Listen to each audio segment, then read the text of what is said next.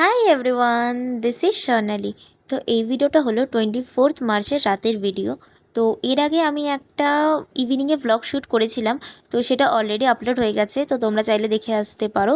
আর এই ভিডিওটা হলো রাতের, তো আমি ভেবেছিলাম যে বাড়ি গিয়ে কী করি সেটা তোমাদের সঙ্গে শেয়ার করব।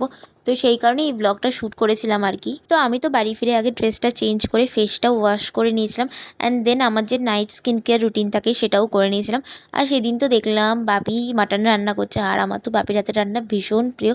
দেন আমি একটু গেলাম রাজার সঙ্গে গল্প করতে, আর তারপরে এসে দেখলাম মা এখানে কফি আর বিস্কুট দিয়েছে। তো আমি তো অত রাতে ফিরেও 1 কাপ কফি খেয়েছিলাম আর কি, কারণ সেদিনকার রান্না হতে একটু দেরি হচ্ছিল। তো তারপরে এখানে রাজাকে বিস্কুট দিতে গেছিলাম, আর রাজা তো আমার থেকে বিস্কুট নিলই না, আমার উপর রেগেছিল কেন সেটা আমি জানি না যদিও। তারপর এখানে এসে আগে আমি আমার চুলটা খুললাম, কারণ সারাদিন বার্ন করে থাকি বলে মাথাটা ভীষণ ব্যথা করে।